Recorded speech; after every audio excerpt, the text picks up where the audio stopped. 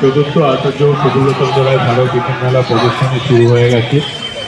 বিভিন্ন প্রদর্শন, সেমিনার, আলোচনা সভা এবং বিভিন্ন সাংস্কৃতিক অনুষ্ঠান অনুষ্ঠিত হচ্ছে।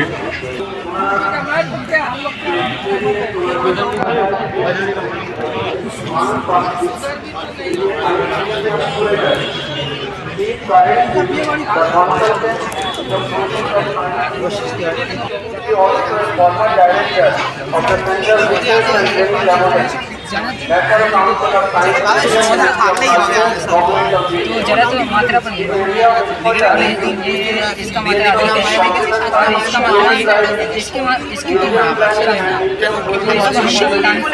तेजी से डाले तो जो बल है उसको परवाह में ज़्यादा यहाँ तक इसका मात्रा बड़ी अपने स्थिर अवस्था में रहने इसे टूटता है धीरे से बल अपने ऊपर तक बल को ऊपर जाने के लिए काफ़ी इसका मात्रा अधिक है केमिस्ट्री रेंज को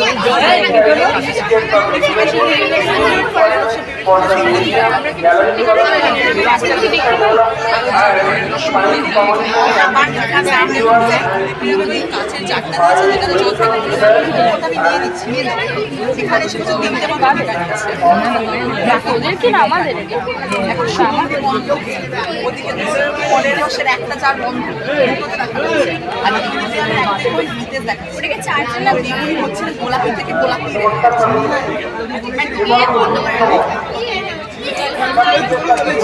কেমন চলছে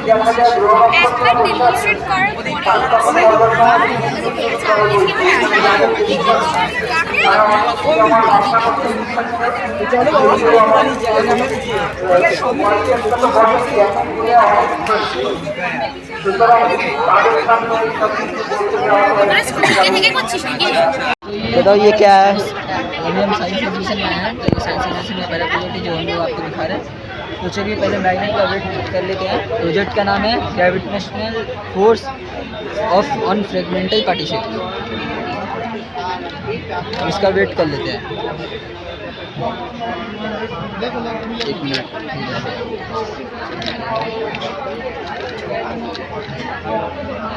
इसका वेट है 150 ग्राम। ठीक है, देख सकते हैं।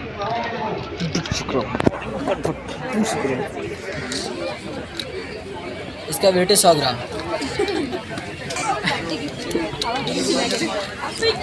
और इसका वेट है 200 ग्राम।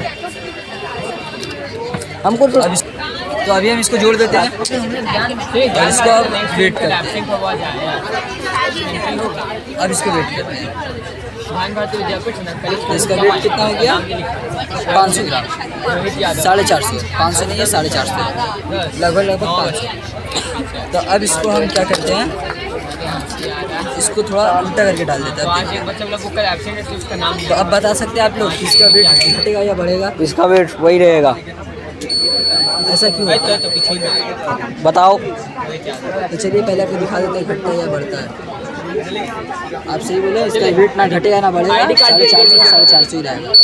ऐसा इसलिए होता है क्योंकि अगर एक वस्तु उसको चाहे हम लोग कितने पार्ट में डिवाइड कर दें, उसको चाहे कितने पार्ट में डिवाइड कर दें, उसको एक ही बल से खींचता है, ग्रेविटेशन से खींचता है, जिसकी वजह से इसका वेट सेम रहता है।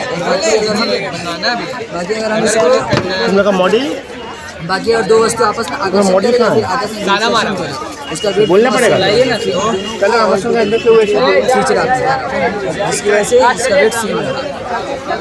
और अगर आपको आप जैसे कि देख सकते हैं,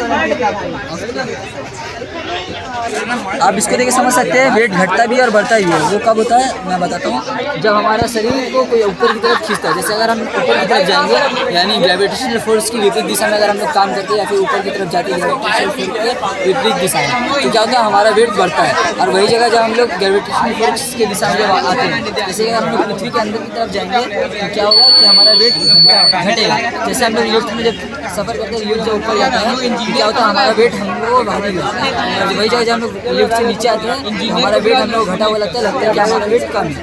तो यही कारण है कि हमारा वेट घटता और बढ़ता कम है। ये आपने क्या बनाया ये? आप देख सकते हैं इस प्रोजेक्ट का नाम है प्लकिंग मैंगो फ्रॉम ट्री। जिसमें हम थोड़े मज़े के तरीके से मतलब कोई इंसान अपने जीवन में कुछ किया है, जैसे ये चीज़ किया हो इसीलिए इसको समझा रहे हैं, जिससे आपको आसानी से समझ आसानी से समझ। ये एक पेड़ है, ये आम है।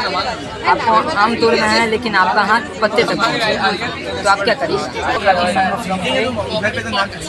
समझाने का कोशिश कीजिए। ये एक पेड़ है, ये आम है। आपको आम तोड़ना है लेकिन आपका हाथ पत्ते तक ही पहुँचे, आप क्या करेंगे? या तो पत्ता को जोर से खींचिए या तो धीरे से खींचिए।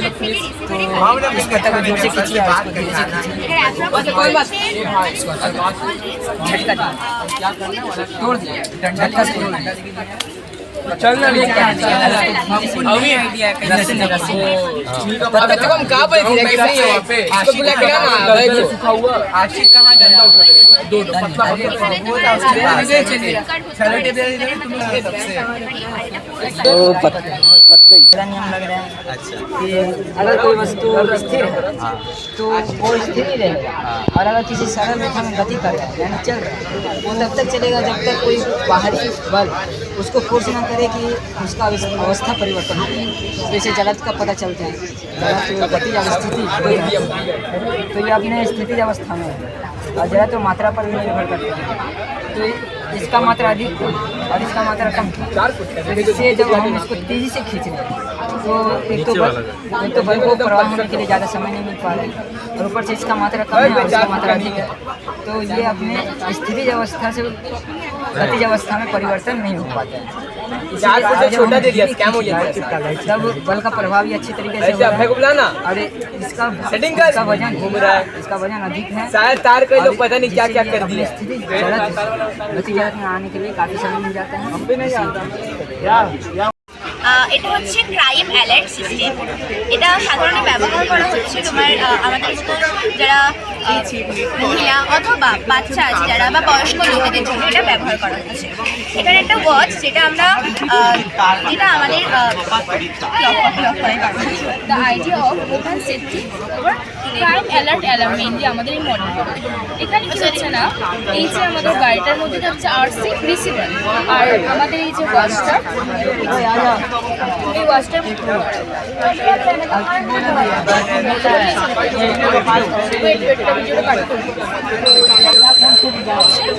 এটা অ্যাকচুয়ালি হচ্ছে কি এটার মধ্যে রয়েছে আরসি ট্রান্সমিটার, আর গাড়ির যে পরিস্থিতি রয়েছে আরসি রিসিভার।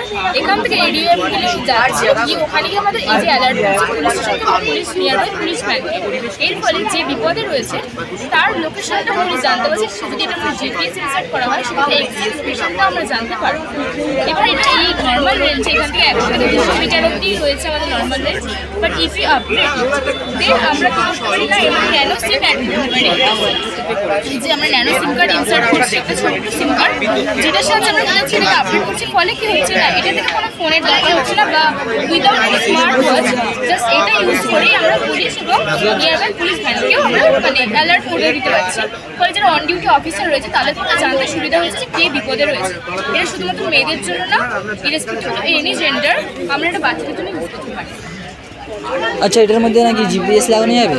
হ্যাঁ, অফকোর্স এটা যদি মডিফাই করা হয় সেক্ষেত্রে এটার মধ্যে জিপিএস অ্যাড করা যাবে। ঠিক আছে।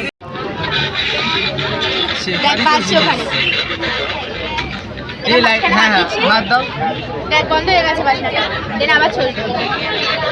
বুঝলি? Thank you. এখানে কি কাজ এদিকে আলোটার দিকে কোণে রাখা হচ্ছে, সেদিকে এই কোণের আলোটি আবার 45 ডিগ্রি কোণে উত্তরদিকে আমরা চোখে পড়ছে, সেদিকে আমরা হলোগ্রাম বলি। বোঝাচ্ছি बताओ। আবে সাইফো তো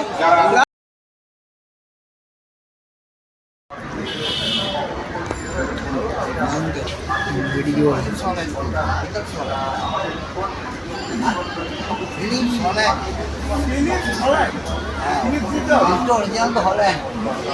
ক্লাউড সিলিং বা আর্টিফিশিয়াল রেন কি হচ্ছে, এই যে প্লেনটা এখান থেকে বা যে কোনো হাইটেক ড্রোনের মাধ্যমে একটা কেমিক্যাল মেঘের মধ্যে ফেলা, যেটা হচ্ছে সিলভার আয়োডাইড বা ড্রাই আইস। এটা ফেললে কি হয়, মেঘের মধ্যে থাকা যে জলের ছোটো ছোটো ড্রপলেটসগুলো থাকে সেগুলো একত্রিত হয়ে বড় ড্রপলেটস হয়, এবং সেটা পৃথিবীর মাধ্যাকর্ষণ শক্তির সাহায্যে এই ছোট বড় বড় ড্রপলেটগুলো বৃষ্টিরূপে মাটিতে নেমে আসে। এইভাবে এটা কিছু ভালো দিক আছে, যেরকম এই সকল অঞ্চলে বৃষ্টি খুব কম, জলের খুব অভাব, সেই সকল অঞ্চলে এই জলটা পড়ে মানুষের খাওয়ার বা চাষাবাসের খুব ভালো হয়।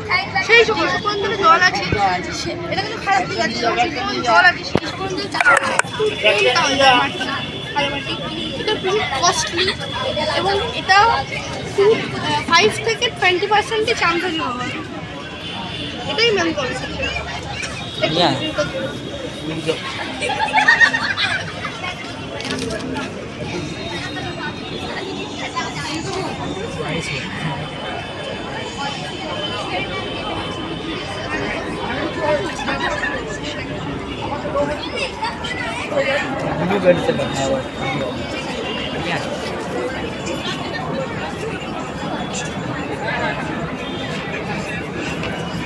তোমার নাম কি, কোন স্কুল নাম? কৃষ্ণপুর আদর্শ বিদ্যা মন্দির।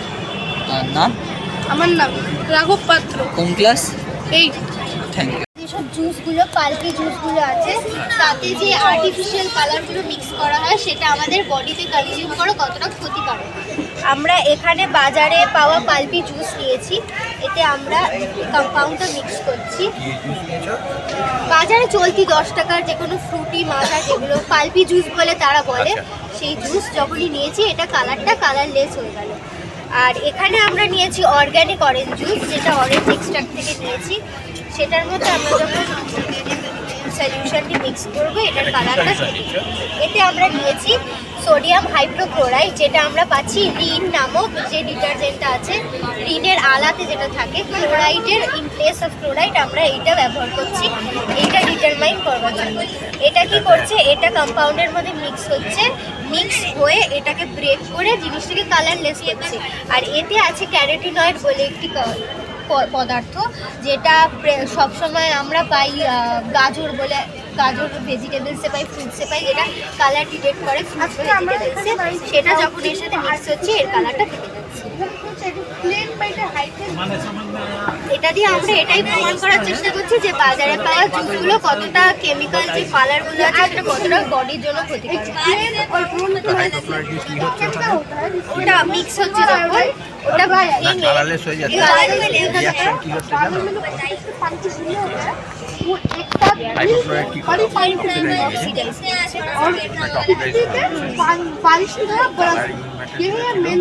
সেটাকে অক্সিডাইজ করে ওটা চলে যাচ্ছে, ওটা কালারলেস।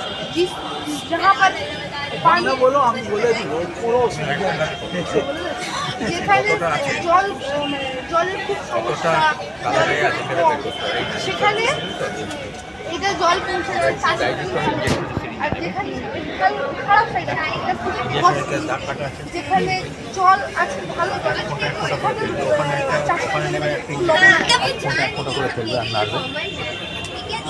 যেখানে এসে শেষ হয়ে গেল বুঝে ততখানি সেটা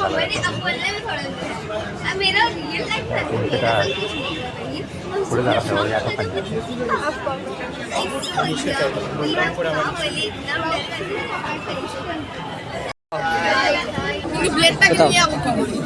আর একটু জোরে করে বলতে বলছি। ঠিক আছে, এটা একটা ওয়াটার ট্যাঙ্ক, ঠিক আছে? এইখান থেকে জল দাঁড়াও, হ্যাঁ ঠিক কর। ওইটা দিয়ে কারেন্ট মারে না। এই জল যে পড়ছে, জলের স্রোতে পাখাটা ঘুরছে, আর এই পাখাটা দিয়ে যে কারেন্ট উৎপন্ন হচ্ছে তার কারণে এই ঘরের লাইটটা জ্বলছে। पानी इसमें जाता, डायनमो या क्या कहा जाता है, डायनमो, उसको घुमाने से बिजली बनता है, समझा? तो इसमें पानी जाता, डायनमो घूमता, बिजली बनता कर जाता।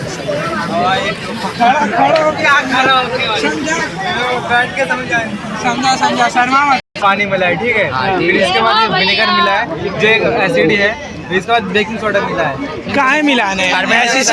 सुन तो ले, कार्बन डाइऑक्साइड, कार्बन डाइऑक्साइड, ये दोनों के रिएक्शन की वजह से कार्बन डाइऑक्साइड पैदा हो रहा है। कैसे कार्बन डाइऑक्साइड को ये एसिड खार इतना से समझा रहे, चुप ना।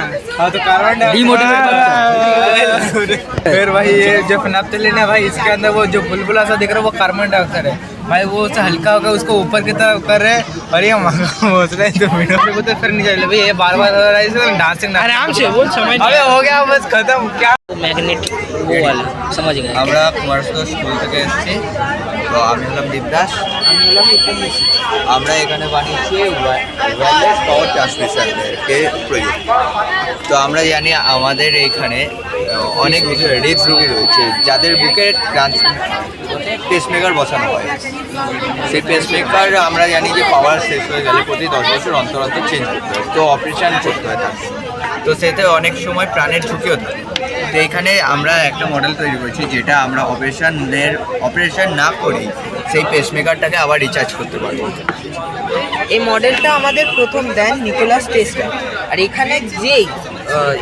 যুক্তিটা হচ্ছে সেটা হলো ফ্যারাডেস লটা কি এটা হলো গ্যাভলোনোমিটার এর পজিটিভ আর নেগেটিভ প্রান্তের সঙ্গে দুটো তার যোগ করে আমরা একটি কয়েল তৈরি করেছি এবং কয়েলের ভিতর যেই আমরা চুম্বক নিয়ে যাচ্ছি এই কাঁটাটি নড়ছে কেন এর কাজ হলো কোথাও কোনো কারেন্ট ফ্লো আছে কি না সেটা ইন্ডিকেট করে সেটাই যেই আমি চুম্বকটা ফেলছি অমনি সেই কারেন্টটা ইন্ডিকেট হচ্ছে অর্থাৎ চৌম্বকীয় শক্তির দ্বারাও যে আমরা ইলেকট্রিক তৈরি করতে পারি এটাই হলো তার প্রমাণ এই মডেলটা কি হলো ফ্যারাডেস ল অনুযায়ী এখানে একটা ব্যাটারি রয়েছে এর নেগেটিভ প্রান্তটা একটা ব্যাটারি এটা 9 ভোল্টের ব্যাটারি হ্যাঁ এর সঙ্গে একটা ট্রানজিস্টর যুক্ত রয়েছে ট্রানজিস্টর থেকে ডিসি কারেন্ট এসিতে রূপান্তরিত হচ্ছে এবং এই ট্রান্সমিটার কয়েলের চারধারে ফ্লো হচ্ছে ফলে কি হচ্ছে ফ্যারাডেস ল অনুযায়ী এখানে একটা তড়িৎ চৌম্বকীয় আবেশ তৈরি হচ্ছে এই রিসিভিং কয়েলটা যেই আমি এর সংস্পর্শে আনবো অমনি কোনো কানেকশন ছাড়াই এখানে কারেন্ট জ্বলবে যদি আমি মাঝখানে হাতও রাখি তবুও একই কাজ করবে শুধু হাত না এর মাঝে যে কোনো কিছু দিয়ে বাধা দিই যেমন ফোনটাই ধরে নিই ফোন হবে না কত দূরে হয়ে যাচ্ছে সরি খাতা দিয়ে দেখ তবুও দেখো এখানে লাইট জ্বলছে যে কোনো প্রকার বাধা সৃষ্টি করলে এখানে আমরা কোন ক্লাস আছে ক্লাস 11 যদি এই পেসমেকারের সঙ্গে এইরকম এক রিসিভিং কয়েল যোগ করা যায় এবং এই মডেলটাকে আরেকটু পিউরিফিকেশন করা যায় তাহলে আমরা পেসমেকার এই মডেলটা দিয়েই চার্জ দিতে পারবো তার জন্য অপারেশনের কোনো দরকার নেই thank you animal cell ribosome से गंगाधार में उल्टा सीधा वीडियो बना के दे एक दो नेगेटिव रिचार्ज देखिए हाँ एक दो डाल ये 2 घंटा में बना है भाई आने से बाहर आने दे बाहर गोली खा लिया ए मेरा नाम विवेक सारा बेटा कोशिका शरीर की सबसे छोटी रचनात्मक एवं क्रियात्मक इकाई होती है अबे दूर से आवाज मीडियम स्कूल समझ ही नहीं पाया हिंदी में फंक्शनल और ये शरीर का सबसे छोटा यूनिट है जैसे ईटा होता है एक घर का सबसे छोटा यूनिट ईटा होता है वैसे शरीर पूरा इससे बना है इसकी खोज रॉबर्ट हुक ने 1665 में की थी ये समझा ले बालू होता है तो बोले ईटा होता है बालू होता है अब यहाँ 2 तरह की कोशिका होती है प्रोकैरियोटिक और यूकैरियोटिक हमने यहाँ यूकैरियोटिक कोशिका बनाने का प्रयास किया है प्रोकैरियोटिक कोशिका में न्यूक्लियस नहीं होता है और यहाँ न्यूक्लियस है इसलिए ये यूकैरियोटिक कोशिका है ये यहाँ प्लांट सेल और एनिमल सेल के बारे में हम लोग बताए हैं प्लांट सेल और एनिमल सेल में मेनली 5 डिफरेंस होता है सेल वॉल है यहाँ पे नहीं है और इसीलिए हमारा शरीर चमड़ा नरम होता है और पौधों में ये कठोर होता है अब यहाँ पे क्लोरोप्लास्ट है यहाँ पे क्लोरोप्लास्ट नहीं है क्लोरोप्लास्ट को कोशिका किचन भी कहते हैं इसमें प्रकाश संश्लेषण की क्रिया होती है और हमें प्रकाश संश्लेषण की कोई आवश्यकता नहीं है इसलिए यहाँ हमारे यहाँ क्लोरोप्लास्ट नहीं होता है अब यहाँ लाइजोसोम होता है और यहाँ नहीं होता है लाइजोसोम का काम होता है जब कोई कोशिकांग यानी कोई भी चीज़ डैमेज होता है तो लाइजोसोम में से एक एंजाइम निकलता है और वो उसको घेर के सफाई करता है इसलिए इसे सफाई कर्मी भी कहा जाता है ठीक है अब यहाँ पे जो वेपर्स होता है वैक्यूल ये बड़ा होता है ये और बड़ा होता है लेकिन हम दिखा नहीं पाए यहाँ पे करीब 80% ये एरिया घेरता है सेल का और यहाँ पे छोटा होता है। अगर जैसे ये यहाँ पे इसलिए छोटा हो, अभी हमें प्यास लगे तो हम जाके पानी पी लेंगे, लेकिन पौधों के प्यास लगे तो उन्हें तो संरक्षित करके पानी रखना होगा ना, तो इसमें वो लोग भर के रखते हैं, संरक्षित करके रखते हैं। अब क्लोरोप्लास्ट, ये एक जेली जैसा रचना होता है जिसमें सभी कोशिकांग टिके हुए रहते हैं, सब टिका हुआ रहता है। साइटोप्लाज्मा, वही वो माइंड में बोल नहीं पाया। सेल मेम्ब्रेन, ये सेल मेम्ब्रेन का काम होता है जब कोई वायरस या बैक्टीरिया आए तो ये अपने गेट को बंद कर ले और आने ना दे, और जब कोई प्रोटीन आए तो प्रोटीन को अंदर ले ले। माइक्रोकॉन्ड्रिया को शरीर का ऊर्जा घर भी कहते हैं, क्योंकि इसी से ऊर्जा बनता है, यानी एटीपी बनता है इसी में, इसलिए इसे ऊर्जा घर भी कहते हैं। Smooth ER, endoplasmic reticulum, smooth ER, ये स्मूथ ईआर का काम होता है, ये लिपिड का संश्लेषण करता है। और रफ ईआर जिसके ऊपर राइबोसोम चिपका हुआ होता है। राइबोसोम में प्रोटीन होता है और रफ ईआर के अंदर प्रोटीन परिवहन करता है, मतलब चलता है, चलता है एक तरीके से। गोल्गी बॉडी का काम क्या है? गोल्गी बॉडी प्रोटीन को काट छाट के स्ट्रक्चर देना, और बस। तो प्रोटीन को एक जगह से दूसरी जगह कौन ले जाता है? एक इससे उसमें, मतलब उससे दूसरा वाला में कौन ले जाएगा? तो इससे उसमें कैसे जाएगा? पगला है, कहाँ है? हाँ बताइए। सो आज का हमारा प्रोजेक्ट बायोलॉजी के एक पार्ट से लिया गया है जो कि फोटोसिंथेसिस। तो फोटोसिंथेसिस सिर्फ हमारे एनवायरनमेंट के लिए ही नहीं बल्कि हमारे अर्थ के लिए भी बहुत ज़रूरी है, क्योंकि ये मेन सोर्स ऑफ ऑक्सीजन है। अगर ये नहीं होता तो शायद आज हम सांस नहीं ले पाते। और हम जैसे हमारा खाना वाना बनाने के लिए कुछ मेन इंग्रेडिएंट होता है, वैसे इसके लिए भी मेन इंग्रेडिएंट है जो कि 3 है, जैसे कि एक सनलाइट, दूसरा पानी या तीसरा कार्बन डाइऑक्साइड। ठीक है, तो इस हिसाब से जब सनलाइट जब मिलता है तो पत्तों में मौजूद क्लोरोफिल का जो क्लोरोप्लास्ट होता है वो अपने अंदर सन रेज को एब्जॉर्ब करता है, और जो सॉइल में जो पानी होता है वो रूट्स की मदद से पूरे पेड़ में जाते हैं, जो कि बांट दिए जाते हैं, जो कि होता है ऑक्सीजन एंड हाइड्रोजन। तो जो ऑक्सीजन होता है वो हमारे एनवायरनमेंट में मिल जाता है, और हाइड्रोजन कहीं ना कहीं ग्लूकोज इस पेड़ में मौजूद रहता है। इसके अलावा देखो ना रात को क्या होता है? साइमल्टेनियसली सेल्यूलर रेस्पिरेशन फोटोसिंथेसिस का एक अपोजिट प्रोसेस है। इसलिए हम लोग इसे बताने की कोशिश किए हैं। ये वो प्रोसेस है जो डे एंड नाइट दोनों टाइम में होता है।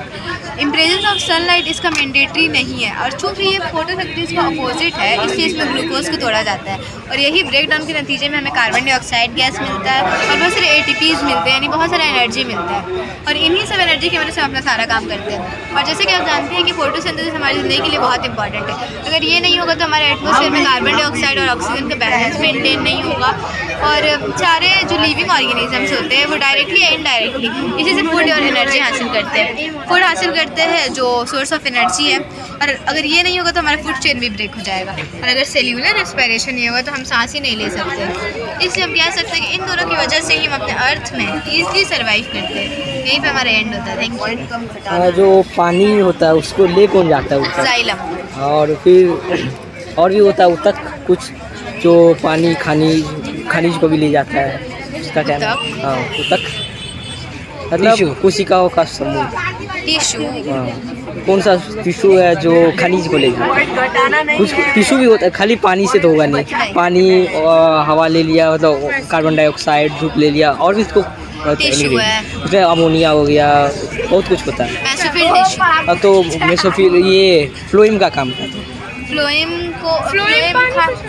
पानी भी पहुंचाता है, और पानी को ले गया जाइलम। तो फ्लोएम का काम होता है जो खनिज होता है, जितना खनिज अमोनिया ज़्यादा, अमोनिया बोल रहे हैं, हाँ अमोनिया ही ज़्यादा इम्पोर्टेंट होता है, तो उसको ले जाता है फ्लोएम। अमोनिया और भी धातु, जिंक हो गया, सब जो भी सब।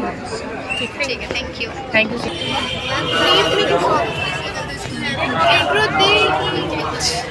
इंट्रो देखी नहीं थी। Class 9 Sneha Gupta, We are here to present a model on hemodialysis and walking kidneys. So this is a walking model of kidney. These are two bean-shaped kidneys, which is the main excretory organ of our body. The blood is circulated and it collects all the toxic waste materials from the body, which enters into the kidney for purification. There are billions and billions of excretory units known as the nephrons, which acts as a filtering unit to filter out all the toxic waste materials from the blood and send the purified blood throughout the body for circulation. This toxic liquid substance is called as a urine, which is excreted out from the body by the process of micturition through the urethra. So do you want to know about the process of hemodialysis? So it is a medical treatment that is given to a person having kidney failure to purify their blood outside the body. With the help of this arrangement, we have tried to solve that. That is heparin, dialyzer, air drum, anti-heparin. So the blood is taken from the artery of a person, then it is passed through dialyzer. In between there is heparin to prevent blood clotting. In dialyzer there is a cleansing fluid called dialysate, which purifies the blood. After that it is passed to air drum, where it detects that is there any air or not. After that it is passed to the vein of the person and again to the blood and to the whole body.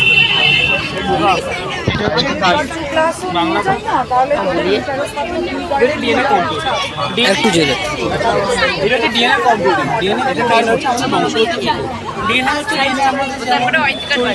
আমাদের গায়ের রং, চুলের রং, চোখের রং নির্ধারণ করতে পারে।